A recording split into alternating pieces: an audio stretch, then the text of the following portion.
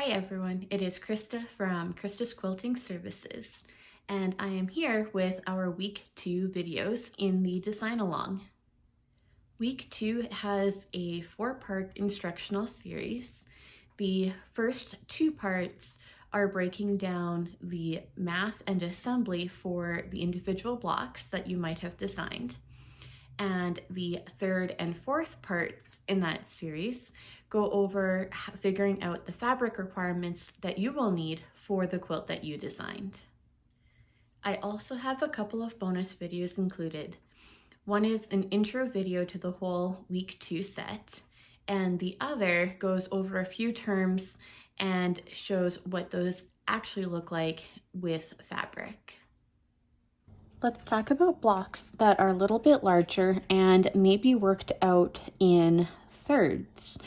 One common block is a 3-patch, which would have 3 smaller units going across and 3 smaller units going down for a total of 9 of blocks. Kind of like this one, except that this row and this row would also have these smaller blocks in it. When we are working with something that is divisible by thirds, we want to pick easy to work with numbers. And we don't want to get too large with them either.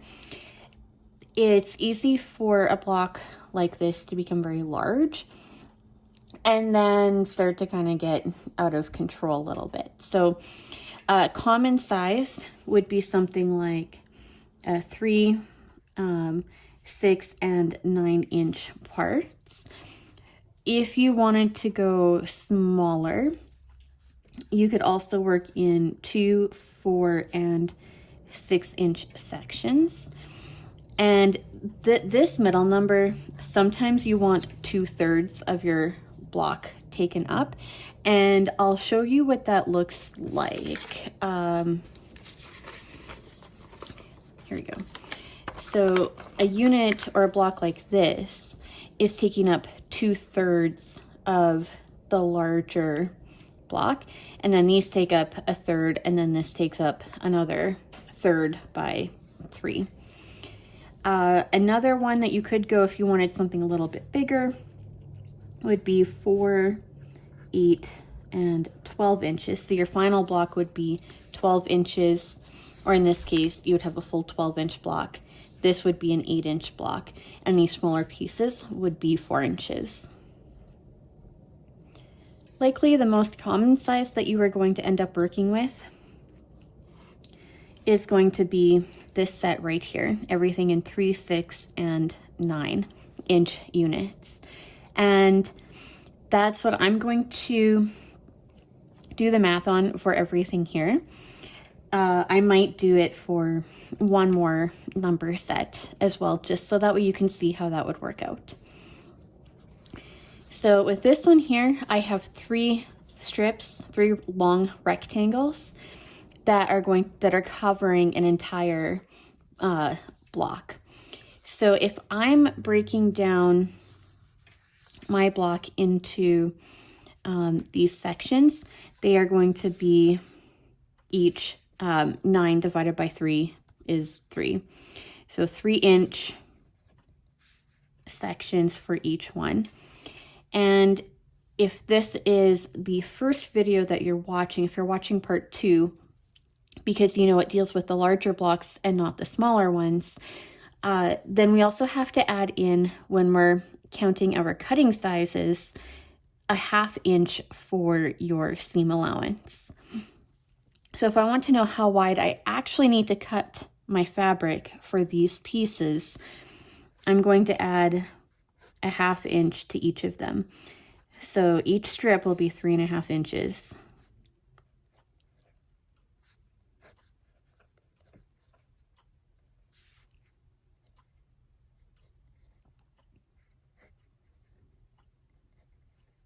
Okay, and next we need to talk about the length of each strip here. Because the length runs the full size of my block, and I'm working in the 3, 6, 9 section, I know my block length will be 9 inches for each of these. And because of that 1/2 inch rule for adding in for your seam allowance, I'm going to add in a 1/2 inch, which means that I need to cut it at 9.5 inches long. So I'm going to do the same for each one.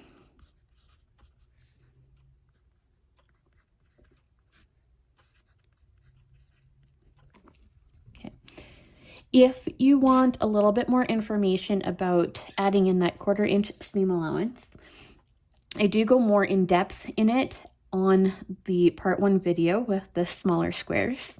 And there will also be an additional video that shows how that 1/4 inch seam allowance works with actually sewing fabric together, and how you cut your fabric to one size, and when it's sewn up, how it ends up being another size. So just to sum up for each of these pieces here, your fabric cuts are going to be 3.5 inches by 9.5 inches. When you're working with a block like this, there is another technique that can be done, and it is called strip piecing. If your blocks are going to be multiples of the same, then strip piecing is your fastest way to sew them together and then cut them afterwards. I will put together a video that helps explain that strip piecing concept when we get there. I'm not sure just which week that will fall into yet. We don't need that information for figuring out how much fabric is needed for a quilt. Let's do this construction next. So our block itself needs to add up to 9 inches finished, and each part that we have to cut is going to have an extra 1/2 inch added to it because there's going to be a seam, and sewing that seam is going to eat up a little bit of your fabric. So all the way across, I know that this whole thing is going to be 9 inches. And if I'm dividing that into 3, because I have 3 parts coming across the top here, this is going to be a 3-inch bit, so will this, and going across, so is this. I can use this here to help me know the size that this block is going to be. Because we're counting first off in finished sizes, I'm just going to add 3 plus 3 together, so I know that going across, I have a 6-inch block. And because I know my block finished is supposed to be 9 inches, so this whole here length is going to be a 9-inch finished strip. And if I'm losing 3 inches of that because of this top here, I can use that 9 subtracting 3 here, is going to tell me that my square is also going to be 6 inches in this direction. So 6 inches across this way, and then 6 inches up and down. The next step is adding in the 1/2 inch rule for the seam allowance. And I'm not going to draw it out all the way for each one of these, but adding in that 1/2 inch, so 3.5 inch squares here, a 3.5 inch strip going this way, and then adding in here 9.5 inch strip cut going this way, and this one adding in 6.5 inches for going across, and my 6.5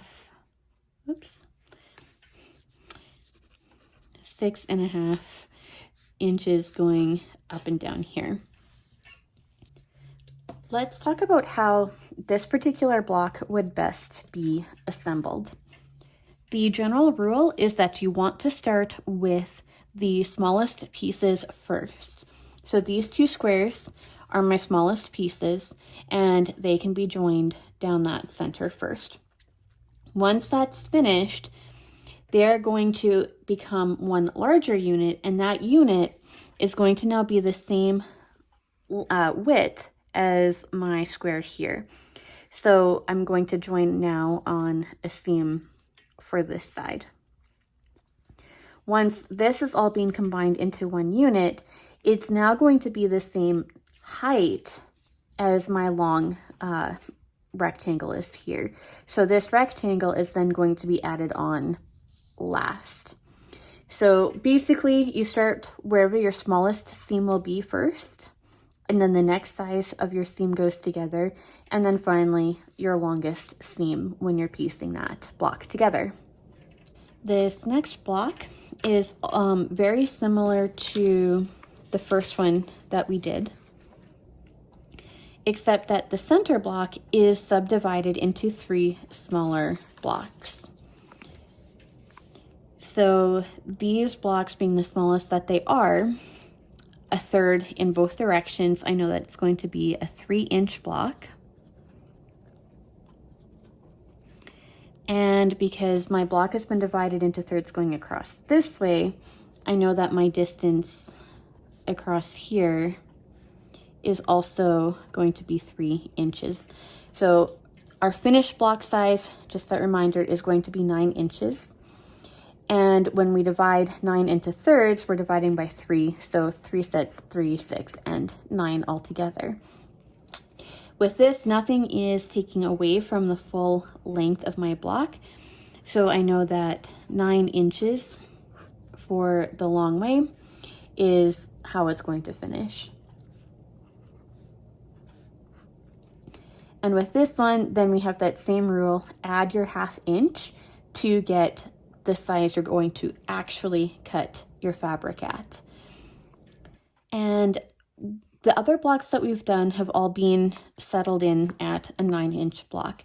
So let's say that you want your completed block to be larger, and we're going to choose the 12-inch set here. So I know that when I'm dividing things out, if you might find it helpful to write out your multiples here, that it goes from 4 to 8 to 12. So if this block is finishing at 12 inches, let's go across with this number here at the top with 4, just to help you understand why 4, 8, and 12 are those numbers, because 4 and 8 themselves are not divisible by 3. Which can get a little bit confusing. Like 3, 6, and 9 are easily divisible by 3, but we're really just looking at when we add 3 to itself, you get 6, and when you add 3 one more time, you end up with the 9. And same thing here, if you divide 12 by 3, you're going to end up with 4. So with this one though, you're adding 4 to itself, and you're going to end up with the 8. And if you add that same size one more time, you are going to end up with 12. So 4 is 1/3 of 12. 8 is 2/3 of 12. So I'm just going to put 4 across here so I know this is my finished size. And if this one's also 4 inches, and then 4 inches again, so they add up 4, 8, and 12. So now my full length block here is a 12-inch length. And these smaller squares are just square. So they are each 4 inches in both directions, this way and this way. Adding that 1/4 inch rule is still the same. So if you want to know what you're going to actually cut these pieces at, the 1/2 inch rule, 1/4 inch seams, but because you have a seam here and on this side all the way around, you're losing a 1/4 inch to each side. So add 1/2 inch, and you're going to cut this strip at 4.5 inches and across, and we add our 1/2 inch for this seam and this seam. 1/4 plus 1/4 equals 1/2. And your length is going to be cut at 12.5 inches. And for your square, you add your 1/2 inch. So you're going to cut 4 4.5 inches across and 4.5 inches up and down. Just add in those 4.5 there. And this one plus that 1/2 inch again, you're going to have a 12.5 inch length, and add a 1/2 inch here. And your width across, you're going to cut your fabric at 4.5 inches. That bit. Oh, my inch markings were looking a little bit like the little slash for the 1/2 inch mark there. When you're working with squares that deal in thirds, and if you're still having some trouble with trying to understand how you come up with these numbers, I'm going to try drawing a bit of a grid here for you, and this might help because it's just another visual way of looking at these numbers. So 3, 6, and 9. So I have my little chart here, and it kind of almost looks like part of a block. And if I have that going across and then going down, 3, 6, and 9. And if I go ahead and fill in the middle parts, it's a little bit like drawing the multiplication table out when you were in elementary school. So I'm going to put the 6 here, and I'm going to put the 9 here and a 9 here, and a 9 here. So when I'm looking at it, it just sort of depends. So this is either a 3 by 6 length, or if I have the full square, you can see that I have 6 by 6. If I have my full square again, going this way, I have 9 down and 9 across this way. So my whole square is 9 by 9. If I'm working with anything that's a smaller part of it, so let's say I've got a like rectangle this way, it's going to be 3 here, but then ending here, it is 9 across. I don't know if this will help, but it can help you just keep track of your numbers a little bit more too. So let's do the math for this quilt here. This long block is taking up 1/3 of my width. So I know it's going to be 3 inches across. And this one is taking up 2/3 of my width, and 2/3 will travel from here to here, so 6 inches going across. For the length of this one, it's taking up the entire block, so it's coming all the way down here. So I know I have 9 inches in height, and I know going this way, it's only using up 1/3 of my space, so 3 inches. There's also a third, and because it's only a third in this way too, I have a 3-inch square block, and same thing with this one. And this piece and this piece are the same, so I have 6 inches going across and 3 inches going up and down. So let's talk about how to assemble this block next. And that rule again is to start with your smallest seam. So the seam between my two 3-inch blocks is my shortest, smallest seam. Once it's sewn together, I can choose either side. Both of these ones are the same length. So it's up to you. Add the top first, add the bottom first. Whichever one you don't do, you'll do the second time because they're your next seam length in size. Once that's finished, you're going to go into the next seam, which is now your largest one, which runs the whole length here, and you're going to attach your long rectangle to your other larger long rectangle. and sew down that longest side. For this next block, I would like you to try and do the quilt math on it yourself first. So you can go ahead and pause the video, give it a try, sketch out the block on a piece of paper. I'll quickly clarify what's on here. You have one long rectangle, one shorter rectangle, and then a 4-patch here of these smaller blocks. Once you're done the quilt math, you can resume the video and see if the way that you figured it out is the same as what I did. And even if it's a little bit different, but you still got the same answer, then you know that you are good to go. Okay, let's start with the long rectangle. So I know that it's only a third of the way across, so I'm going to have a 3-inch width here.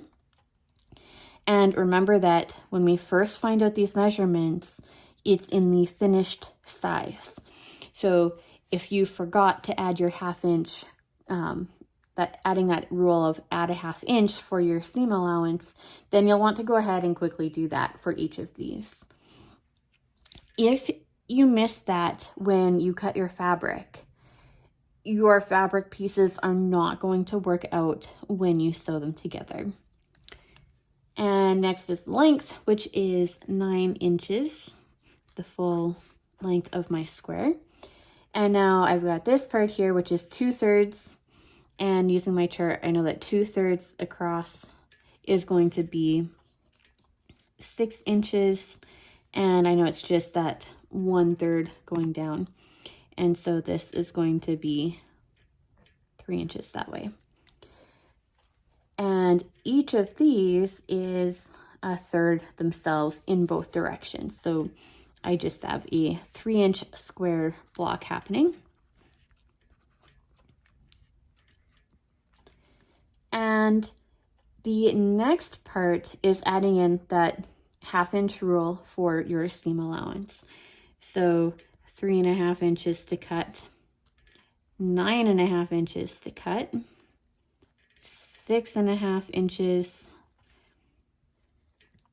3.5 inches for cutting, a 3.5 inches square when you're cutting this one, and same thing for your other blocks or squares. Okay, so that larger number, this is what you're cutting your fabric to. For this next part, I would like you to try figuring out the method for assembling it. So you can go ahead and pause the video again, decide how you would assemble this, and once you think you know, you can go ahead and hit play again. If you remembered the rule, the smallest seam goes first, you're already off to a great start. With this 4-patch, you can start here and sew these individually together. And then you have one longer seam line that you can move into next. Or you can sew across here first and then sew down this side second to connect them. It doesn't matter. Depending on what your fabric choices are in here, you might even choose to do a method called strip piecing. So let's say you want a green block and a white block, and then you want a white block and a green block. You might actually just cut 2 strips of a strip of green and a strip of white that are 3.5 inches. So the whole strip together. And when you're done, you're going to turn that strip and you're going to cut the green and the white together at 3.5 inch lengths. So this piece is already joined for you because you've already sewn it together from the long strip, and then you're cutting these subcut lengths, giving you your longer seam. And because these are just flipped opposite of each other, so green to white and then white to green, all you will do is just rotate that block around so that way you can sew it in the correct direction. Once you've got these 4 blocks assembled, then you can go ahead and attach your other longer seam here for this rectangle. And then that leaves you next with your longest seam at the end, and you're going to connect your narrow rectangle to your wider grouping of subunits to complete your 9-inch or your 9.5-inch block. How did you do on the measurements and deciding on the assembly method? You can let me know in the comments on the YouTube video, or you can share your whole thought process in more detail in the Facebook group, Beginner Quilt Design.